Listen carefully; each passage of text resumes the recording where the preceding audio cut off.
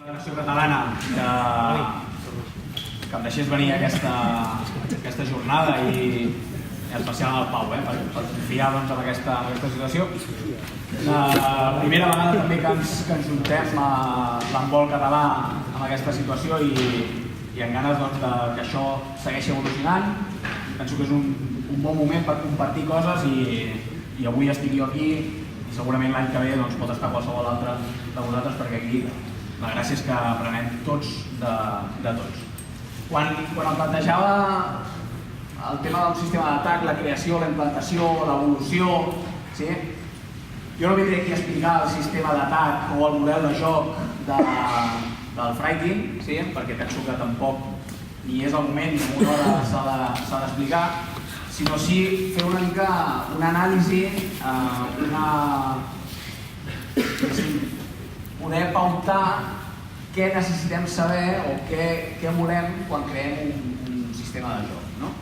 I a partir d'aquí posar algun exemple senzill per anar veient què és, com pot evolucionar durant una temporada o fins i tot durant un partit, o quina quantitat de variables pot tenir o fins a quin punt podem enriquir aquest sistema de joc. D'acord? Ja m'ha presentat, per si no ho coneixíeu, doncs soc aquest, soc el mateix que el nom. Mireu, avui de què parlarem, no? Components del sistema de joc, quins tipus de sistemes de joc puc tenir? Tothom pot tenir el mateix sistema de joc, està clar que no. Característiques del sistema de joc, què busca el sistema de joc, què i com entrenem aquest sistema de joc i l'evolució dins del mateix sistema de joc. Mireu, un sistema podríem dir, que poden ser les accions o moviments coordinats en l'espai i en el temps amb un objectiu tàctic. Per entendre's, pot ser un encreuament més una circulació, més després ja quina intenció li donem. Per exemple, un altre pot ser una permuta més un encreuament més unes penetracions successives perquè volem aconseguir X cosa. Tot això està ple de petits mitjans bàsics tàctics, que són accions tàctiques de petit format, que tots coneixeu i que s'entrenen i es poden entrenar aïlladament i que no té per què ser diferent en un sistema de joc que un altre sistema de joc.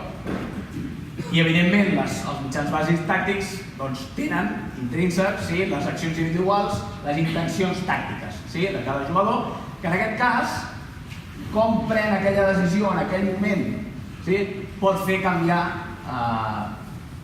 del tot un sistema de joc. Si em voleu interrompre pel mig, aixequeu la mà i pregunteu, si és que voleu fer alguna pregunta, si no al final no en parlem. Què és important d'un sistema de joc? Penso que el més important també és saber quines peces tinc, què tinc.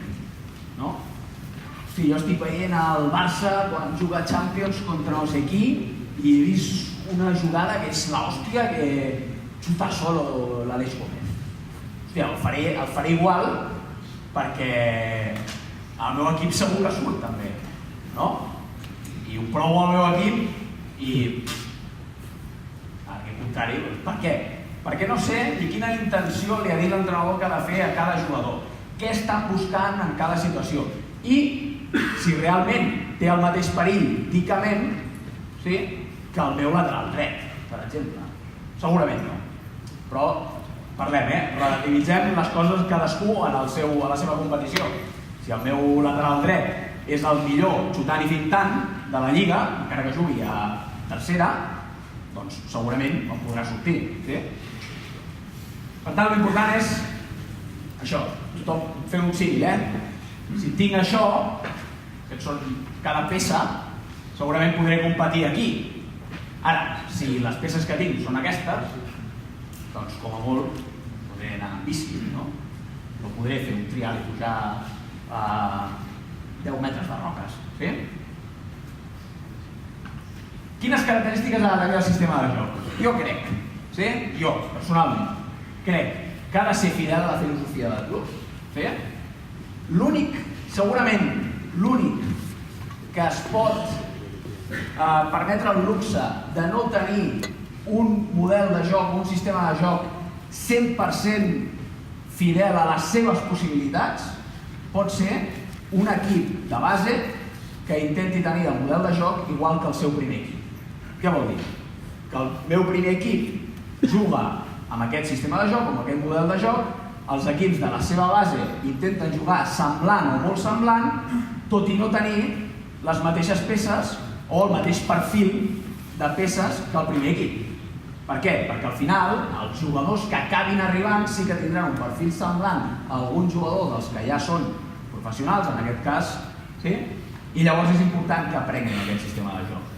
Per la resta, jo penso que és important una filosofia de club, ja sigui jugar igual que el primer equip o, el que és més important, jugar d'una manera o ensenyar d'una manera que mica en mica, escalonadament, quan arribin a ser sèniors o arribin al primer equip, tot el treball hagi estat ben programat i ben planificat per arribar a aquest model de joc. Ha d'estar, evidentment, d'acord a les meves possibilitats, el que hem dit abans, o les peces. No té sentit que jo jugui alguna cosa, que jo busqui accions de llançament exterior quan tinc primeres línies de 1,80 m. Si jo tinc primeres línies de 1,80 m a so alt, no puc jugar a accions que busquin llançament exterior. D'acord? Ha de ser eficaç, evidentment. Per què? Perquè si no ens convertirem en un petit ball de jugadors d'handbol a la pista. I no es tracta d'això. No es tracta de jugar maco. Maco, què vol dir maco? Maco vol dir que la pilota entra. O maco vol dir que es mouen superbé, com enllacen. Però és que al final no arriba a una situació clara de llançament o no arriben a ser efectius. El model de joc, evidentment, ha de ser efectiu. Ha de tenir possibilitats d'evolució. Si els equips contraris ja em defensen i coneixen com jugo i busquen solucions defensives per contrarrestar això que estic fent jo, ha de tenir una possibilitat d'evolució. Ha de tenir una solució A que quan me la contrarresten hagi de tenir directament una solució B, i així successivament. I ha de ser flexible. Flexible i amb possibilitats d'evolució podria ser semblant. Flexible ha de tenir aquest punt, que després en parlarem, aquest punt de la creació o de la possibilitat de sortir-se del guió d'un jugador perquè aquest sistema no només estigui tancat a les opcions A, B, C que m'ha donat l'entrenador. Què més? Jo penso que les característiques clares, jo haig de tenir un model de joc que respongui a les complicacions de l'adversari. Quan jo preparo un partit, quan preparem un partit, això està bastant pensat en situacions en les que hi ha una mínima coneixença de l'equip contrari, mínima o màxima, però evidentment si no tens cap tipus de coneixement sobre l'equip contrari, evidentment has de tantejar primer durant els primers minuts de partit per veure com actua la defensa de l'equip contrari. Se suposa, a l'elit, la gran majoria de vegades, evidentment que et poden sorprendre, però tens una idea de què fa l'equip contrari defensivament també. Per tant, has de respondre a les complicacions de l'adversari. Tant tu, dintre del teu sistema de joc o dintre del teu model de joc, triaràs, per aquell partit, triaràs aquells sistemes o aquell model que més li vingui a l'equip contrari. Llavors ha d'actuar contra els comportaments coneguts de l'adversari. Contra els coneguts has d'anar pam, pam, pam. Si jo sé que l'equip contrari, sempre que jo faig una circulació d'extrem, l'exterior es queda baix, i jo sé que puc guanyar una situació de superioritat física amb el meu pivot i el seu exterior, doncs allò ho haig de fer. En el guió ha d'entrar. I s'ha d'adaptar als comportaments desconeguts. Què passa si l'equip contrari fa una cosa diferent que ja no estava esperant que fes? Per tant, aquí hi ha la flexibilitat del meu model de joc o del meu sistema o d'aquell sistema per ràpidament desencadenar la solució correcta en aquell moment. Que no el jugador que no es quedi parat dient, que et mire a la banqueta i dir, es que no me sale, i en el vídeo salía. Ja, xato, però és que aquí tots pensem, i ells també, saps? Vull dir que aquí has d'estar preparat perquè en el moment, en el segon moment, estiguis preparat per donar-hi la resposta. Per tant, aquí està el tema de l'anticipació, que quan parlem de tàctica, o quan parlem d'estratègia, o quan parleu de sistemes, o quan parlem de tot aquest tipus de coses, qui s'anticipa és qui té més avantatge. Si tu ja saps què pot passar i treballes sobre això, evidentment tindràs més possibilitats de que les coses et surtin bé. Mireu, i ara això, sobretot pels que veuen l'handbol i els que esteu aquí, segurament veureu diferències clares, però una persona que veu handbol com a espectador, per què feu aquella jugada que traieu el pivot així cap enfora i què coño hace el pivote detrás del central? Luego se la pasa i... Esta mierda va què és? Després expliquem, però hi ha molts equips, quan diem, hi ha molts equips o moltes accions que semblen iguals, però que realment no tenen res a fer, o no tenen res d'igual, són molt diferents. I és evident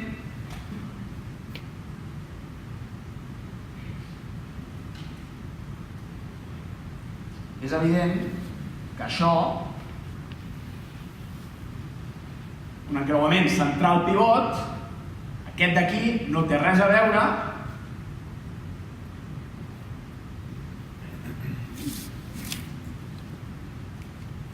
aquest d'aquí, per exemple. La primera l'han passat ràpid, ha jugat 1 contra 1 al central, aquí juga 1 contra 1 al lateral.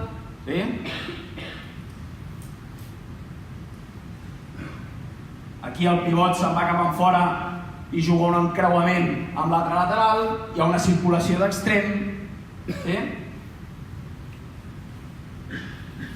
I aquest aquí té molta més continuïtat encara. Jugo, hi ha un encreuament cap enfora, hi ha una continuïtat amb encreuament cap a l'extrem, d'acord?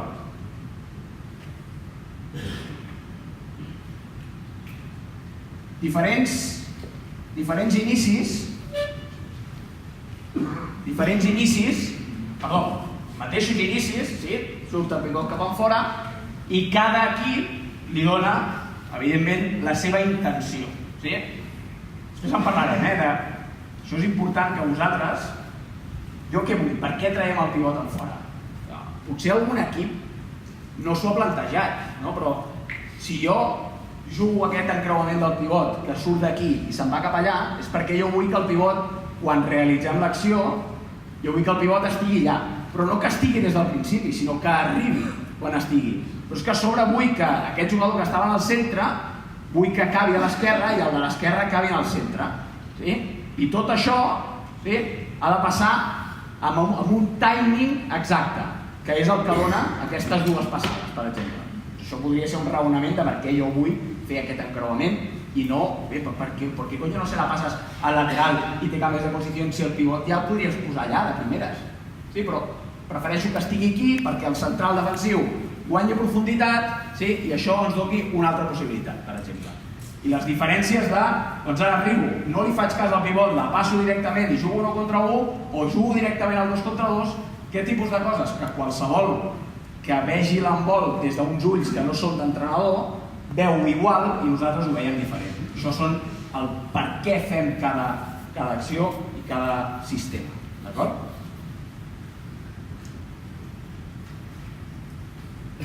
Sobretot, què busca un sistema de joc?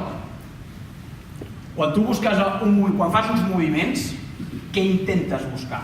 Una de les coses que intentes buscar és trobar una superioritat física. Pot ser trobar una superioritat física,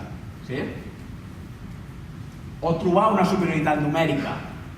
Tu pots buscar una superioritat física perquè vols emparellar dos jugadors específics, i llavors aquí estarà l'equip contrari si accepta aquest joc o te'n posa un defensor més, perquè no vol aquest joc, amb la qual ja t'està donant la superioritat numèrica i has de decidir un altre tipus de solució. Què puc buscar? La Sobal està plena de Sobal, quan parlo de Sobal parlo de l'handbol mundial, està plena de jugadors extremadament bons, de característiques totalment diferents. Un alt contra un baix, teniu aquí, fa anys, perquè estan amb samarretes que no toca, però teniu en Valenciaga i en Val, mireu la diferència de cossos que hi pot haver. A mi em pot interessar aparellar un alt amb un baix, que veiem, un pivot, el Cíprec del Barça, amb un exterior del Granollers, que la majoria són més baixets que jo. Això és buscar un emparellament. Puc buscar un jugador molt ràpid contra un jugador molt lent. Separar per anar un jugador superràpid del meu equip contra el jugador més lent del seu equip. Un jugador fort contra un dèbil. O buscar un desequilibri defensiu. Hi ha moltes jugades que el que busquen és, en un moment donat, està passant una cosa i a sobre hi ha una circulació de l'extrem i l'exterior se'n va defensar un tio que ja està defensat per un altre. El Barça, em feu el Borg i totes aquestes, que entra a l'extrem i rep sol, el Víctor Tomàs o l'altre, a darrere un centre defensiu sol. Perquè hi ha hagut un moment que ha entrat quan ja estaven aparellats i l'exterior ha anat a defensar a un tio que ja tenia un defensor. Això és descomptar a l'equip contrari.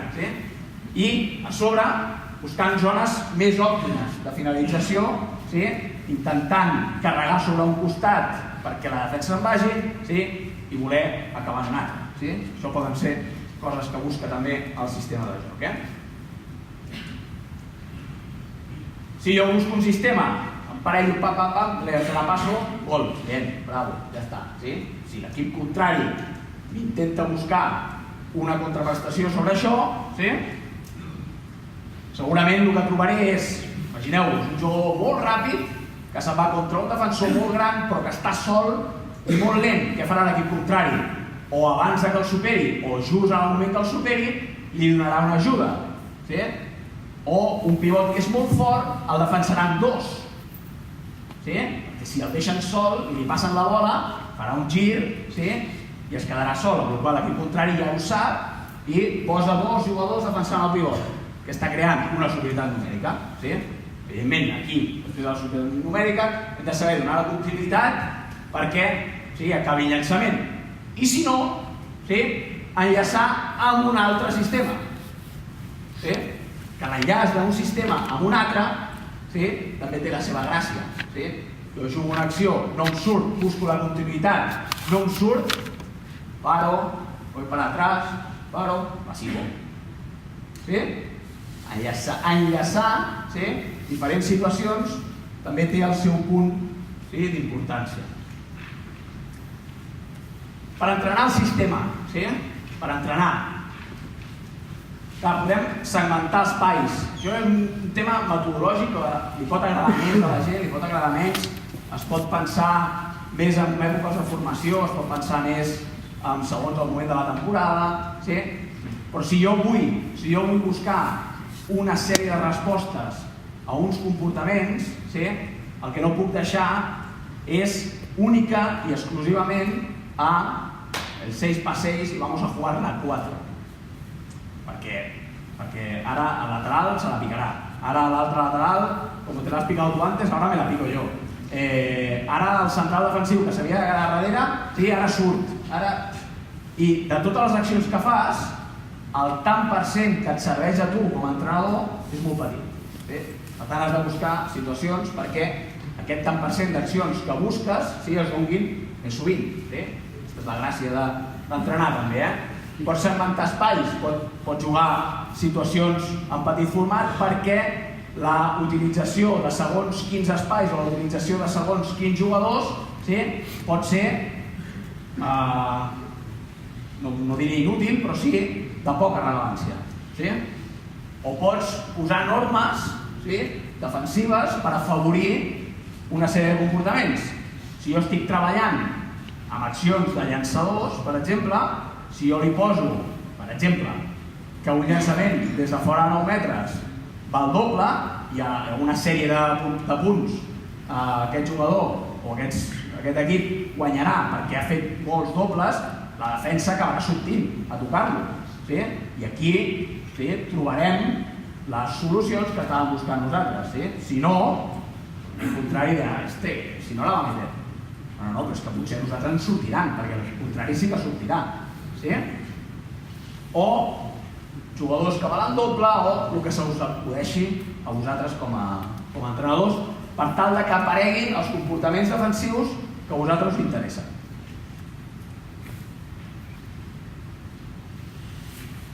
Lo bàsic i molt important, evidentment s'ha d'entrenar la presa de decisió.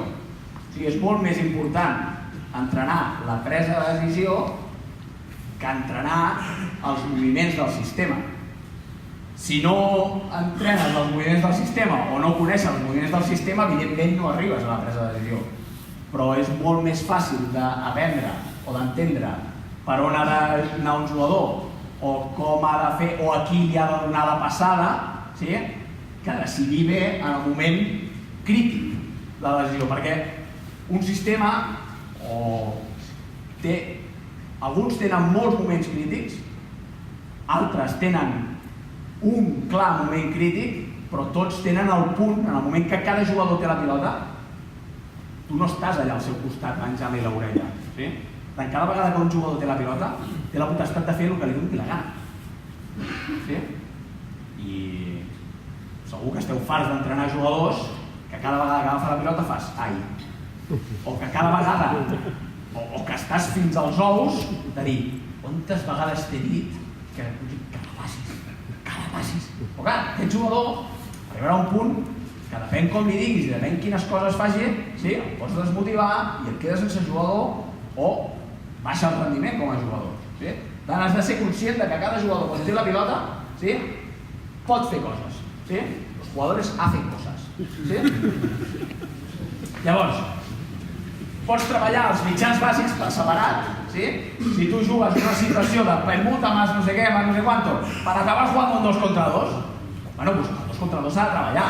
Evidentment que s'ha de treballar. Jo no puc estar sempre entrenant ni a l'elit 6 contra 6, només 6 contra 6. Haig de treballar 2 contra 2 amb varietat d'inicis, amb varietat de continuïtats, amb varietat de geometries defensives. No és el mateix jugar un 2 contra 2 contra 2 centrals defensius que estan a la mateixa alçada, que estan a 6 metres o que estan a 9 metres o que el de la dreta està a 6 metres i el de l'esquerra a 9 i al revés. No és el mateix. O un segon que puja molt o un segon que fa canvi d'oponent o un segon que no en fa. O un exterior que és petit i es queda darrere, un exterior que puja a dalt i sempre puja a dalt. Aquest tipus de coses s'ha de treballar tot. Totes les variants i totes les variables que es puguin donar, doncs fem-ho en petit format, amb diferents inicis i sobretot amb diferents continuïtats, que potser jo soluciono allò i després tinc continuïtats sense pivots pel mig, o sense doble pivot. O tinc continuïtats amb una circulació de l'extrem contrari. S'ha de poder treballar qualsevol tipus de continuïtat perquè en algun moment, com que li deixem fer coses als jugadors o perquè els jugadors poden fer coses, es poden donar. Llavors una màxima també és entrenar el jugador i el jugador professional i el jugador sènior també en allò que domina menys. Tu fitxes un jugador perquè és que este chuta que lo flipas. Este tío tira unas piedras y lo vamos a fichar. Aquest tio arriba i ve el Bordils del Cata, que està ahí, i li diuen al central defensiu, li diu, mira, aquest tio només sap xutar. Llavors, quan vingui cap al centre, surt com un animal i li fots una hòstia. Això ho pot fer qualsevol. Per tant, aquell jugador haurà de fer una cosa que no li agrada fer, que és passar-lo. Però és que a sobre ho haurà de fer bé. Per tant, aquell jugador s'ha d'ensenyar i s'ha d'entrenar en fer coses que no és bo, fer-ho millor. I això que és de perogrullo, gairebé tota la presentació va molt de coses que són òbvies, s'ha de buscar, perquè l'adversari buscarà això. Jo busco accions perquè els meus llançadors llencin amb claredat, i el contrari que buscarà. I deia això el pastor, ¿no? ¿Tú qué quieres en defensa? Esto. Y en ataque, pues lo contrario. No, lo contrario. Si tu busques llançar des de fora, què buscarà l'altre? Pues que no llencis des de fora. Per tant, l'has d'entrenar amb el contrari. ¿Sí?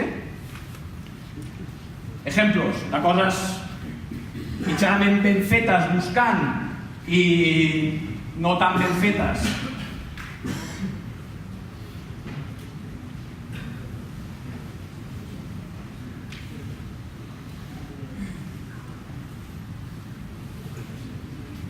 Aquesta acció és perquè un llançador des de l'esquerra xuti des de fora. Si no xuta, ja tenim els mecanismes per jugar després. Però el primer és que la primera intenció, en aquest cas, és que l'Àlex Márquez, que és un jugador que xuta bé de fora, doncs vagi al centre a xutar. Si no li surten, podrà xutar. I si li surten, després ja veurem què fem. Li surten, no li surten, el tio es veu còmode des d'aquí, mitja sortida, el tio xuta. Això també és important, perquè si ja no xutes, després no et sortirà mai. Jorge Silva, el poso aquí perquè ja m'hi és amb nosaltres. També, és que aquest el toquen i lo maten. I el tio xuta. Chuta, y si mete gol por la escuadra, baja así. No. Mal, ¿vale? Sort està que la justícia fa que, quan fa malament, el portero la para. Aquest mateix jugador, el número 28,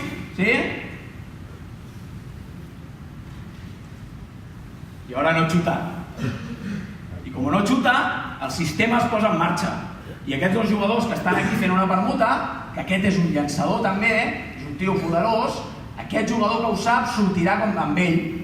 I l'Adri no tindrà ningú al punt de penal i rebrà sol, perquè esto és màgia. No és màgia, però quan la gent fa les coses que toquen, les coses poden sortir millor. Després veurem si executem bé, si la passem bé, si me la cortan, Vale. Chamberí, exterior pequeño, exterior pequeño, con Adri, y no salen. Fàcil, separem i donem a l'Adri, a ver què hace.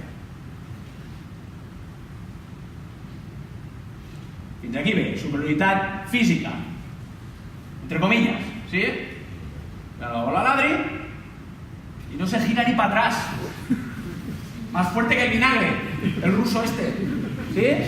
O el... no, no sé dónde era. Muy fuerte. No se gira. Vale. No, Adri, protestas. No se gira, sacamos. ¿Qué fem? Otra cosa. Sistema, seguimos. La paso, mireu els centrals defensius on són. Els dos centrals defensius on són?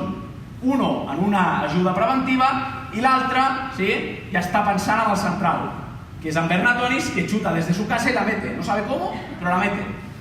Per tant, surten. Què fa l'Adri? I ahí està, solo en medio del área. Solo.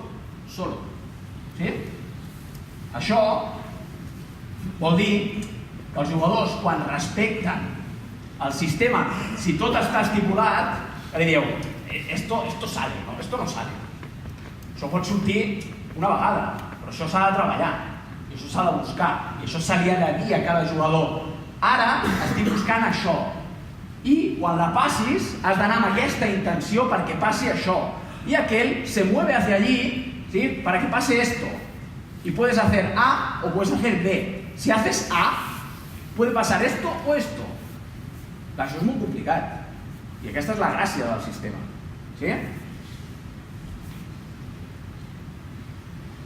La sorpresa, el que deia. Jugadores hacen cosas. Jo puc fer Aquesta acció que heu vist abans era Marc Canyelles, que obria i se la dava a Adri Figueras. Cañe pot xutar? Sí, perquè tiene la pelota. Pot xutar? Claro, pot xutar. Li deixem xutar? Fas que no amb la... Fas que no le dejas. Si xuta i la mete, te calles o li dius, puta madre. Clar, has de valorar aquí. Clar, si no xuta ningú mai, només quan sembla que el sistema arriba al punt crític del llançament, no hi ha moment, no hi ha aquella sorpresa, no hi ha aquella incertesa per part de la defensa. Si deixes fer a tothom el que vulgui sempre, no hi ha... Els propis jugadors, els propis companys no saben moure's. I això segurament us passa, i a nosaltres ens passa moltíssim a principi de temporada. És que no sé si me la passarà o no. Quan juguen encreuaments, per exemple, al centre, fan un encreuament central-lateral i fa un moviment. Hi ha alguns jugadors que els agrada jugar una trajectòria primer i després obrir-se, intentar jugar el 2 contra 2 i després és quan busquen. Hi ha jugadors que es mouen abans d'hora. Aquesta coordinació es fa complicada quan els jugadors no es coneixen. Per tant, si cadascú fa el que vol, tothom anirà una mica boig, no tindrà ritme. Per tant, entre la llibertat creativa, diguem-ho així, llibertat creativa, llibertat de fer-ho que em surti dels pebrots quan vulgui, o sortir-me del guió i la rigidesa tàctica, aquí jo penso que hi ha d'haver un equilibri. Cadascú, aquest equilibri, en el meu parer, va molt amb la personalitat de qui serà qui digui si això està bé o no, que som nosaltres, els entrenadors. Si jo soc 100% rígid, segurament no deixaré ni una sortida. Ara, ja sé conseqüent. Quan surti, castigo. Perdó, Gavi. No dic Gavi perquè ara el meu profe aquí a l'INEF de los castigos como que no quedava bien. Si som capaços d'encabir aquestes sorpreses dintre del sistema, podrem dir que és la primera opció. Si jo xuto, evidentment cada jugador pot xutar i pot tenir l'opció. Ara, si estàs 1 contra 3 i xutes està mal, està clar. Hi ha opcions més clares d'una bona sorpresa que d'altres. Si jo estic en inferioritat numèrica, en una situació de 6 contra 6, i estic en 1 contra 2, o estic amb un jugador amb una distància considerable que m'està tocant, hòstia, esto tiene poco perdón. Però hi ha moments aquelles de les mitges sortides, que hòstia, és que puedo xutar des d'aquí, és que des d'aquí soc perillós, des de 8 metres soc perillós i no m'estan tocant, se m'estan quedant a 6 metres. Aquests sí que tenen aquella... és subtil, l'error o no de si estan respectant el sistema o s'estan desmadrant. Per mi, situacions sorpresa, us ensenyaré, em sembla que són 3 accions diferents. Aquesta primera havíem entrat a doble,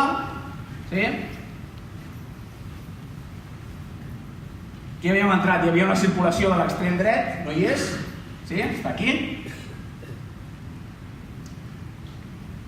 i passa això.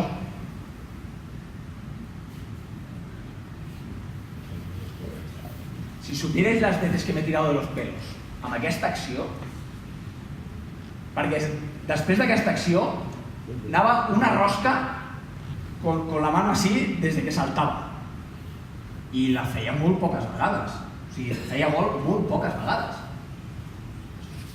Però clar, hi ha una situació del contra 1, hi ha una situació d'un tio gran, atlètic, amb 3 passes, pot superar aquest exterior? Sí, hi és.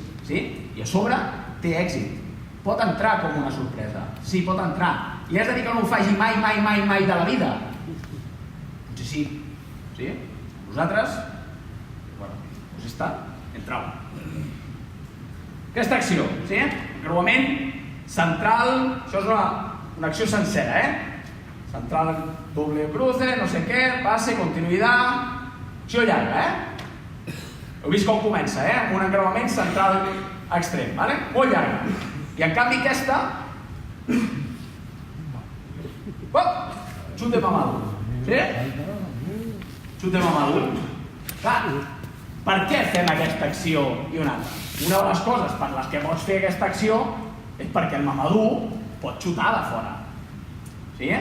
Si surt l'Álvaro Cabanas, l'Álvaro Cabanas no s'aproparà 9 metres i farà. Ningú se'l creurà. Sí? O el mamadú pot fer. Sí? Llavors, a la primera acció el mamadú no hi era. Sí? Però a la segona sí que hi era i pot xutar. És una de les opcions? Sí, però el sistema estava pensat per acabar més tard. Sí?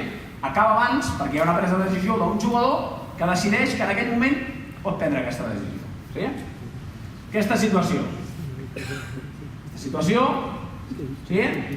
Mamadou fora, passe, sí? Aquí podem decidir si això està ben jugat o no està ben jugat, si un jugador tan petit com el Borja, aquí amb tants defensors al mig, acaba arribant la bola, sí? I acabem fent gol. I aquesta acció, que és exactament la mateixa, sí? S'aixeca i xuta de fora. Aquest punt de sorpresa és el que sí que es busca. D'un jugador que pot fer això, és un jugador que pot fer això, que té condicions per fer això, i que és molt abans d'aquell moment crític de l'acció que parlem de quan busquem aquesta acció, segurament el que estem buscant és aquesta situació, més un altre encreuament, més un passe ràpid perquè arribi un central amb un passe aquí al pivot. Doncs molt abans que tot això passi, hi ha una acció real, clara, de llançament. O aquí, aquesta acció de permuta amb continuïtat. Aquesta és una acció normal amb molta continuïtat. I arriba la bola a l'extrem. La següent, aquesta, és el mateix inici, però un passe lateral, ràpid, que descol·loca a l'equip contrari. O aquesta situació, passe, doble passe, cruce, más passe, situació de 2 contra 2. Aquesta és una situació llarga, diguem-ho així, sencera. I aquí, passe, abans d'haver anat a la bola central, en aquest cas li repeteix la bola lateral perquè jugui 1 contra un defensor que no està esperant aquest passe, que arriba tard, el desequilibra i juga amb una cosa diferent. No és que sigui... Això està estipulat, Això està estipulat. El que passa és que el 85-90% de les vegades fem l'altre. I això es fa molt de tant en tant. Els jugadors estan preparats, hi ha vegades que s'ho parlen, però moltes vegades estan preparats simplement i saben que si li passa la bola i li dobla la bola, ha de fer això. Jo penso que aquestes, les que hem vist ara, són sorpreses reals, sorpreses reals que donen molta riquesa al meu sistema. Molta riquesa, perquè aquest principi d'incertesa que li dones a l'equip contrari és bàsic perquè no se sentin còmodes defensant. I això torna a ser perogrullo, Quan entrenem, jo haig de tenir sistemes, evidentment, contra tot tipus de defensa, però encara que siguin mínims, No, és que jo mi tiempo no me da para más, però és que si l'equip contrari et ve amb una defensa que no te l'esperes, què? Què li dius? Sal y disfruta, juega, chico, pasa, es balonmano, es fácil. Si hay chut, chut, y si no, pase, no hay más. Sí, clar. Pero, ¿qué? ¿Qué hacemos? ¿Dónde voy? ¿Qué hago? ¿Dónde empiezo? ¿Dónde me pongo? Has de tenir situacions per tot, 6-0, 5-1, mixta, 4-2, 3-3, 3-1 individual, el que sea. Conceptes, encara que siguin conceptes clars, s'han de tenir. Evidentment, per igualtat i desigualtat numèrica, tot tipus d'igualtat i desigualtat, 7 contra 6, 6 contra 6, 5 contra 6, segur que en algun moment, ¿esto para qué sirve? Pues todo sirve. Típic jugador d'élite, ¿qué coño hacemos el juego de los 10 pases? No sé, per moltes coses. Però després, te'n recordes quan et pugen els últims 10 segons a individual. ¿Es Gini? Que sí. Y nos miramos, ¿qué? ¿Ahora qué? La puta individual, ¿dónde està? Tots han començat fent individual i quan ja són grans ja no se'n recorden. Sí? Doncs això s'ha de treballar. Per totes les fases del joc, sí? Estan parlant d'atac, però atac, contraatac, sacada de gol ràpid, sí? Replegament, com replego, si chutan un penalti y se queda en el suelo, hostia, bajo el cambio, no bajo el cambio, si el equipo contrario lanza y ha quedado en el suelo, ¿cómo subimos contraataque por las calles? ¿Sí? ¿Buscamos un doble cruce? No, sí. Tot això es treballa. I situacions especials, evidentment, passius, els flancs, sí? Saque de córner, lo que sea. ¿Vale? En què es fixem o en què ens hem de fixar els entrenadors, sí? A l'hora de crear el nostre sistema de joc? Sí? I jo penso que hem de tenir variables o respostes, o els jugadors han de ser coneixedors de quines respostes han de donar, sí? Segons aquests criteris. Sí?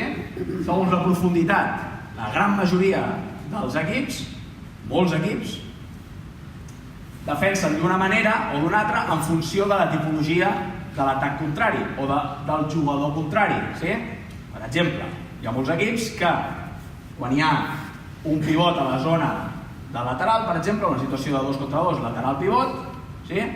Depèn de si el lateral és llançador o es fintador, ja has de descartar, No, es que es un poco chutador, pero también es fintador. Bueno, ¿sí? Decidim, ¿no? ¿Le salimos a tocar o no le salimos a tocar? ¿Sí? O nos quedamos atrás para defender el 2 contra 2, ¿vale? Simplement aquest fet d'una cosa o l'altra, ¿sí? Això has de saber què et faran, ¿sí? L'equip contrari. Què fan quan circules? Es queden a baix, es queden a dalt, transformen a 5-1? No sé, sí, hi ha molts equips. L'any passat es va posar, o fa 2 anys, va posar molt de moda moltes vegades que perquè això que dèiem, que l'exterior, perquè no es quedés allà a terra de ningú o d'haver de defensar un pivot o no sé què, pum, s'anava a 5-1. Sí? Això s'ha de conèixer. Sí? Quan entrem a doble, sí? Els doblaments. Entro a doble, què fa l'equip contrari? Puja més, es queda més a darrere. Si, ara aquí estàvem parlant tots els exemples hem vist en 6-0, però si és un 5-1, què fa?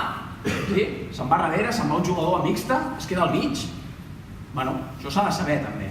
Sí? I el sistema d'ajudes. Com ajuden? Sí? Ajuden preventivament? No ajuden preventivament? Sí? Fan imparells? No fan imparells? Sí? Això és la charla esta que vais a tener por la tarde. Pares, impares, ¿sí? ¿Qué hacen? ¿Sí? Això és important saber-ho. L'exterior sempre ajuda. Que xuta los extremos? No, pues això s'ha de veure. I això, els que ho veieu en un vídeo, ho podeu veure en un vídeo, els que no ho veieu en un vídeo i ho veieu, s'ha de provar. Tot això s'ha de provar en els primers atacs. Si no sé com em defensen, jo haig de fer cruces continuados en el centre per saber com collons es comporten amb els canvis d'oponent amb el pivot en el centre. Aquí surten i aquí no surten. Si els centrals defensius es creuen o no es creuen.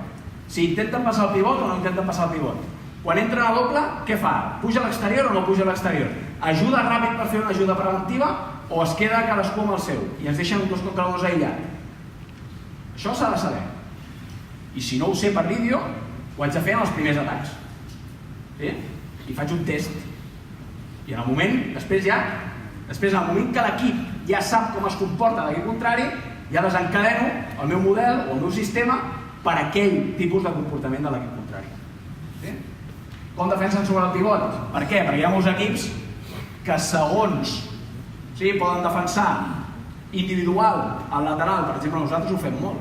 El Freikin, el nostre primer equip, moltes vegades no defensem el 2 contra 2 lateral-pivot amb un canvi d'oponent. Moltes vegades puja el segon amb un llançador i el pivot se'l queda al central defensiu. Què implica això? Que després hi ha un 1 contra 1 molt gran al l'altre central defensiu. Potser ja ens interessa, pel que sigui. O fan això o fan canvi d'oponent. No ho sabem, doncs això s'ha de saber. Què més coses a nivell metodològic podem parlar? Doncs, aprofitem el sistema. Si hem d'ensenyar y han de decir, no, es que nuestra jugada Macario va a ser el pivote sale de aquí, se la pasa a este, se la da a aquel, luego aquel hace así, y mira este, pasa aquí, y luego entra al extremo y da una palmada i una voltereta. Doncs això, ja que ho hem de fer, ja que s'ha de moure, segurament al principi no li podem donar tota la càrrega de presa de decisions tot al principi. Per tant, que moltes vegades sembla inútil el treball que estem fent aquest, aprofitem-lo, per què? Per un escalfament, per treballar el passe, per treballar la qualitat de passe, per treballar la tècnica d'execució, per treballar bla bla bla bla bla, per treballar l'escalfament de porters. Al final hem d'acabar llançant, demos un poquito a la cabeza i comencem a moure i això que estem fent serà la jugada Macario, vale, ja comencen a interiorizar una mica. I després ja li vas dir, esto es para esto, esto es para aquí, si passa esto passarà allò altre. I això, evidentment, després ja va evolucionant. El més important, jo aquí he posat, no sé si en català segueix sent per què o no, en castellà seria ¿para qué hago esto? ¿Para qué? ¿Para qué? Esto lo hacemos para que este señor intenti guanyar-li un 1 contra aquest. Tothom ha de saber que això és per això. Y que si me salto el guión y no la meto, estoy jodiéndole la vida al equipo. I si me salto el guión i ho fem malament, és que quedi clar que l'objectiu d'això era allò. I tu has decidit canviar completament això, per decidir una cosa tu sol, i l'has cagat. O no. Però és important que ho sàpiga, perquè si no, si tothom es veu a la possibilitat de que totes les accions o tots els moments de l'acció són igual d'importants, tots es veuen amb la possibilitat de dir, no, es que yo tenía chute aquí. Sí, pero es que hi habrá acciones para que tú chutes mucho mejor. Perquè els jugadors que els agrada llançar, llançaran sempre. Ells llançarien sempre. O sigui, jo he tingut jugadors amb 4 braços al davant, és que tenia xut. Tenía chut. ¿Tenía chut por qué? Porque no te han salido a tocar a 12 metros. Claro, es que has saltat des de 12 metres i no t'han vingut a tocar. No, claro que no. I xutas, i te quedas tan ancho. No pot ser. ¿Vale? ¿Para qué? I llavors el que és més important, també és important, transmetre què mirar, a on mirar, en els moments crítics, a on mirar per saber decidir. Situacions senzilles poden ser, per exemple, les accions de superioritat, les típiques accions on acaba el pivot entre 1 i 2 i el lateral esquerre va fort al centre. Qui em ve a defensar? El 2? Pues la solució està aquí. Em ve el 3? Pues la solució està allí.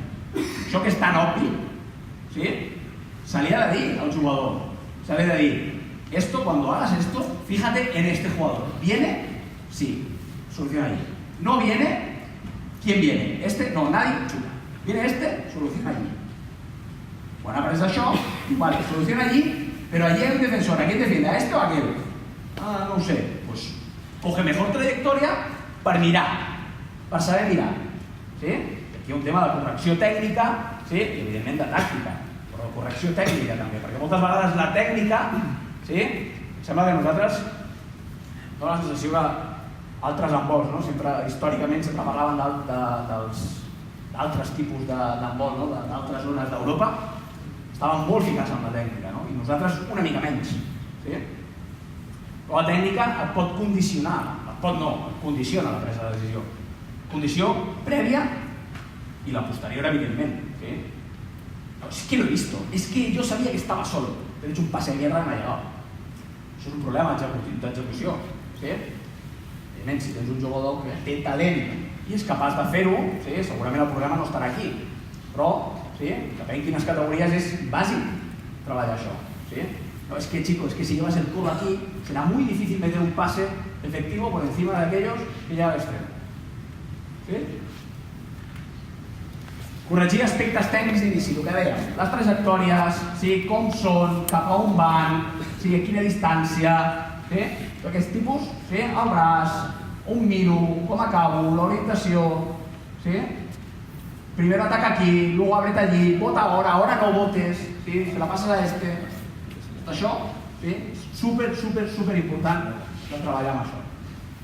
I el temps de resposta o el timing, els encadenaments, si no és el mateix fer un encreuament passat ja l'encreuament, donar el passe, o donar-lo abans per venir sense bola, o esperar molt, o que li haga la bote, corro, la defensa fa així, i defensa. Cada jugador és capaç de defensar a 3 si tu no vas ràpid.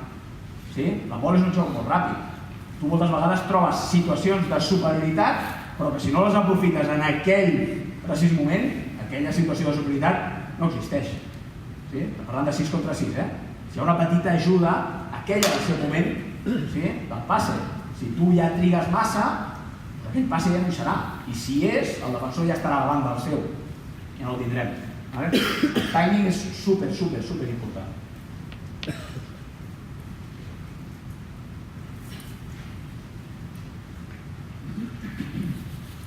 Creo que voy bien. A l'hora d'entrenar el sistema, segons diversos aspectes, segons l'oposició, segons el que es troba al davant, aquí és de més a menys, de més a menys controlada la defensa durant la temporada. Al principi, quan tu ensenyes un sistema, has de controlar la defensa perquè faci comportaments que tu vols, comportaments que sigui senzill la presa de decisió del sistema, perquè si no els estàs ofegant al principi. Hi ha sistemes complicats, o sistemes de presa de decisió de molts jugadors o de moltes variables, moltíssimes variables, un encreuament central-lateral amb el pivot al mig. Si te sale tienes este pase. Si no te sale nadie, quitas el pase y sales ancho, botas aquí y vuelves a mirar a ver si te ha cambiado el bloqueo, porque es que el pivote tiene que haberle cambiado el bloqueo. Pero es que si le pasa, lo que has de hacer es donar el pase rápido y pase rápido allá porque ya está el pivote. Hostia. Es tu primer día de entreno. Te vas. Primer dia d'entreno, no podem donar totes les variables al ritme aquest. Per tant, s'ha de controlar els aspectes defensius en aquest cas, de més a menys, perquè el sistema vagi guanyant amb la seva confiança. Segons el nivell d'estrès, de menys a més. Això és obvi també, de menys a més. Ahora, si la cagamos, corremos a defender y perdemos el partido. Això en un joc, d'entrenament. Clar, el nivell d'estrès et fa ser pitjor a l'hora de defensar. Has d'entrenar en aquell nivell d'estrès. Què passa? Quan estàs aprenent alguna cosa, val la pena no tenir de moment aquest nivell d'estrès i tenir-lo a mida que vas dominant el sistema. Segons les continuïtats i evolució, és evident, quantes més respostes tingui o quantes més variables tingui d'inici a la meitat o en cada moment o en cada passada d'aquell sistema, quantes més variables tingui, molt més complicat és. Per tant, fem-ho des de poc a molt, perquè això també ens servirà perquè com a equip anem enriquint-nos al llarg de la temporada i siguem una miqueta menys previsibles. Perquè si juguem igual el dia 1 que el dia 30 de juny, és probable que ens enganxi. Per tant, és bo que siguem d'una manera ben treballats sempre i si tu prens les decisions bé i fas les coses bé, no cal tenir un bagatge de l'hòstia. S'ha de fer molt bé.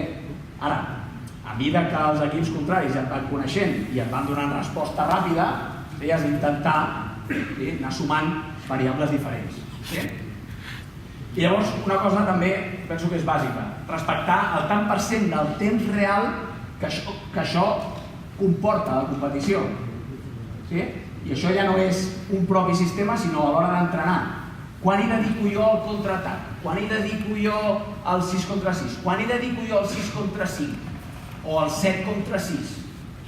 Si jo no vull fer nunca 7 contra 6 perquè per convicció no vull fer-ho, no l'entrenis. Ara, també és important, jo penso que s'ha de primar les fases també per la seva eficàcia o per la seva rellevància. O sigui, segurament nosaltres, en tant per cent de minuts entrenats, entrenem més les superioritats i les inferioritats del que es dona en el temps real d'un partit. Perquè són vitals. Quan tu ets un més has de fer gol. I quan tu ets un menys no pots perdre la bola perquè nosaltres juguem sense porter. Si perds la bola és que és un gol fàcil. I això implica que hi ha partits que potser no juguem mai amb un menys. O juguem 2 minuts amb un menys, dels quals l'equip contrari també juga. Per la qual potser fem un atac en un partit. En canvi, aquest tant per cent que hi dediques en el partit, nosaltres a l'entrenament hi dediquem una mica més. Sí? No sé, l'entreno cada 8. Sí? El que no pot ser és que això et supediti o et foti en l'aire tot el treball de la resta del partit. Evidentment, si només treballes situacions que diem aquestes de màxima eficàcia o de rellevància, potser no treballes els 6 contra 6, no treballes les igualtats numèriques i no ganes mai el partit igualat. Ja te lo ganan antes.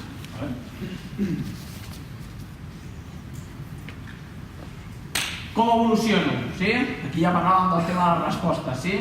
Que quan més automatitzi el número de respostes, més rendiment tindré. El que dèiem, fer créixer l'algoritme, fent un símil matemàtic o informàtic. Si passa això, què puc fer? Això o això? Si passa això, què puc fer? Això o això? Quan més allargui totes les solucions i quan més les automatitzi i quan més les interioritzi el jugador, molt més ràpid, molt més mecànic i molta més varietat tindré de respostes. I això, juntament amb l'enllaç d'un amb un altre, pot donar molta més qualitat, ja acabo, molta més qualitat al sistema. Us poso uns exemples de respostes, d'una mateixa acció, un inici i 2 respostes diferents, o 3 respostes diferents i algun exemple també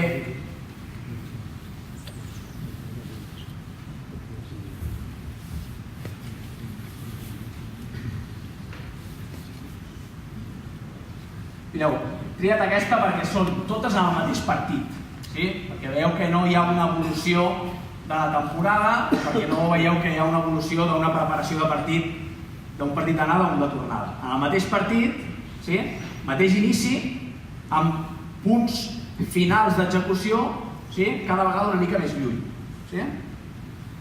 Pivot al mig, un inici de 2 contra 2 en el centre.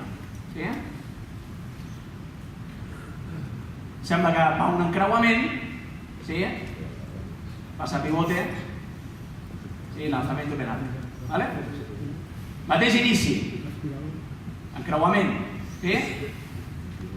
aquí podria haver passe, jugador desequilibrat, a 6 metres, llenço. Mateix inici, aquí no hi ha llançament, faig segona trajectòria, em puja, passe a pivot, que està sol, i acabo. I aquí, al final de tot, encreuament, no hi ha passe, vaig llarg, no hi ha hagut passe perquè el pivot s'ha quedat, i fixeu-vos en l'acció del pivot, i què fa l'esquerrà si ataca o simplement el que té clar és que ha d'anar a deixar la bola a l'altre costat, y aquí raramente, y Altarrafeta no toma bien la decisión, perquè aquí hi ha un passe al pivot.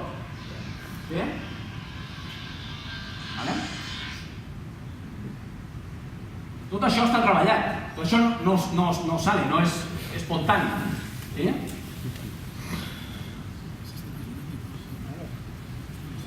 Un altre exemple, una permuta i li puja un tio. Què fa l'Àlex?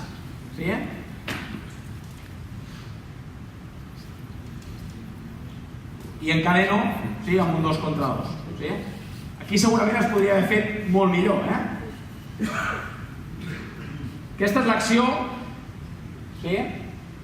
una de les accions que busca trobar una superioritat. Fixeu-vos aquí a l'exterior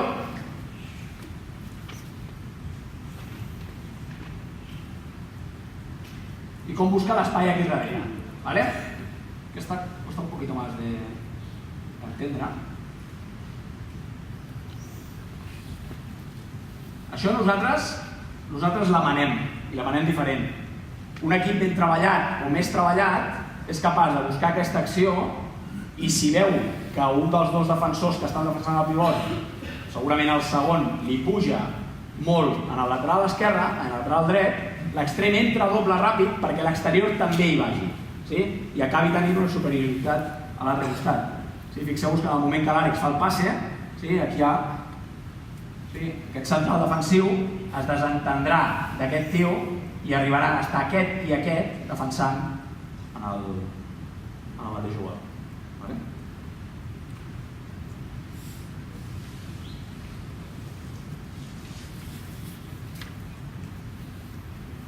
Situacions d'aquest encreuament que dèiem,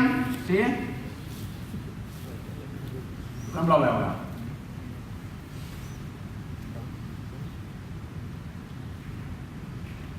Aquesta acció l'heu vist abans, l'hem vist abans, que la veiem contra el Cangas. Aquesta situació és perquè el pivot ara corri cap al punt de penal i es quedi sol. No ha corregut el suficient, però aquesta mateixa acció té altres variables, perquè fixeu-vos que el segon defensiu que està defensant el pivot està penjat com una motxilla a sobre del segon.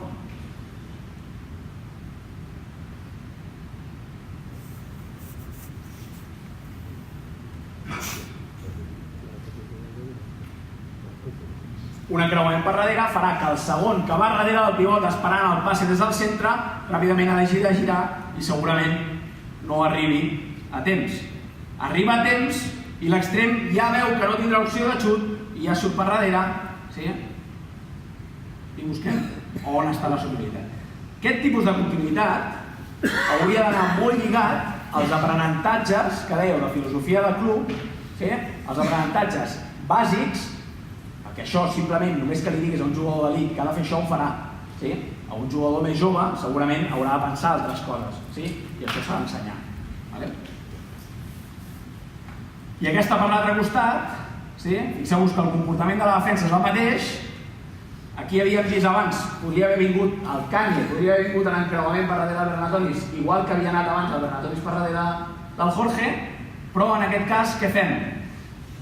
Els hi fem creure que sí i repetim el passe perquè el central i el segon defensiu estaven tots dos amb el pivot i fixeu-vos en quina distància pot acabar llançant un extrem esquerre amb un 6 contra 6. Això és un exemple d'enllaçar dues accions que són molt bàsiques i això ho té molt interioritzat moltíssims equips de la base i això, de la base de Sobal i d'altres competicions. Aquest és fàcil perquè hi ha un cop franc i ara tens un extrem a dins. Oye, vete fuera, que vamos a jugar otra vez. Molts equips ja han desenvolupat això que és tan senzill, que és aprofitar el moment que l'extrem surt, aquest tipus de cortina, per intentar jugar una altra situació. Aquesta és una situació òptima per acabar jugant un 2 contra 2 amb un central defensiu desequilibrat. O una sacada de gol ràpida, aquí triguem moltíssim, una sacada de gol ràpida que acaba amb un extrem a dins i torna a sortir. És un mal exemple del timing, que arribem o triguem molt entre una acció i una altra, tot i que acaba tenint èxit. Parlem d'èxit perquè hi ha un llançament mitjanament clar. I ara us poso un exemple d'una evolució d'un partit a un altre. I els que vegin, els que van veure el partit de la Copa Sobal contra nosaltres diran, coño, ¿qué haces aquí contra el Vidasoa? Nos pegaron un paño. Mireu, el partit d'anada de la Lliga contra el Vidasoa se'ns tanquen molt, passen molt bé el pivot, defensen el pivot, no ens deixen passar a l'Adri i tapen molt bé a darrere. Situacions d'encreuaments al centre, no trobem espai, no trobem llançament, no trobem espai, no trobem llançament, i l'Adri es torna boig intentant buscar per darrere dels centrals defensius l'espai. Això és el partit d'anada. Igual no li trobem el passe, es tanquen molt bé sobre la zona de pivot i de pilota i no acabem de trobar la situació.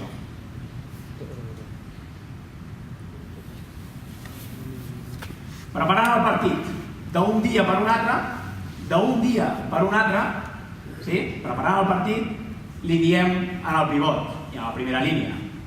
Quan juguem 5, que és aquest cop d'encreuament, el pivot, en comptes d'intentar anar boig a darrere del central defensiu, què faràs? T'esperaràs que hi hagi el primer encreuament i quan hi hagi el segon encreuament, que el central defensiu estarà lluitant amb tu com un animal, et deixaràs guanyar i li faràs un bloqueig per fora. I en el segon encreuament entrarà sol el central que s'havia convertit a lateral esquerre. Així ho podéis ver, perquè com deia el Eric Espor, entre las cámaras de vídeo, el que tienes que bajar el formato, el que tienes que bajar los megas, els vídeos els veuen com els veus.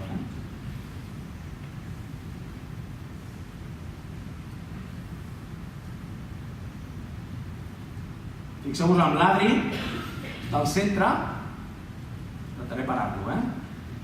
Primer encreuament, segon encreuament, s'ha deixat guanyar, li fa un bloqueig per fora, llançament de 6 metres. Hay que meterla.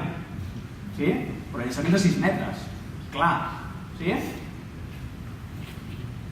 Mateixa acció. Más tarde. Primer encreuament. Segon encreuament. Bloqueig per fora. Arriba tard. Arriba el tercer. Se'l passa però arriba tard. I continuïtat. Aquest passe no arriba i apareix la continuïtat. Mateixa situació, mateix partit. El primer partit, intentant buscar les situacions aquestes que deien de fer saltar, que és quan el lateral aplica fort sobre el seu primer pal amb el pivot allà per intentar treure el primer tercer i que el pivot corri, ni la juguem, perquè no ens estava donant resultat. La passem a l'Antonio, que intenta jugar 1 contra 1, nada, ni de conya. Després sí, vengo i està entrado. Aquesta, entrat. Una altra, intentem treure'ls, no surten. Ve l'Antonio i xuta de fora i sí surten. Altra acció, intentem treure, no surten, ni se lo miren. L'Àlex salta de 13-14 metres, no se'l creuen. Arriba aquí i hem de jugar altres coses. Molt tancadets i no trobem situació clara de llançament.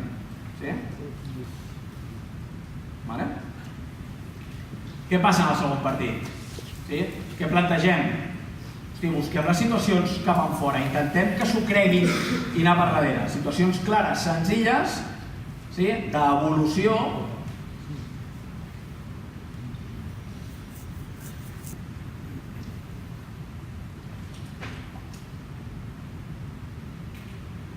I encreuament per darrere. Solo.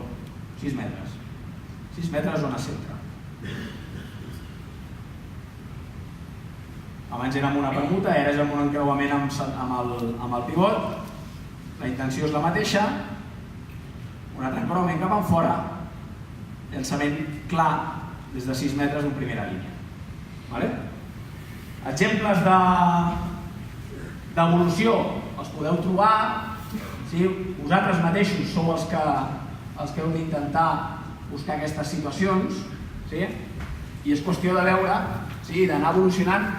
Aquests dos exemples que hem vist en Bidasoa han sigut amb un entrenament a Lleida amb 4 canyes, perquè a més no teníem l'Antonio, teníem els llançadors que no estaven bé, l'Adri no podia rebre perquè no li deixaven.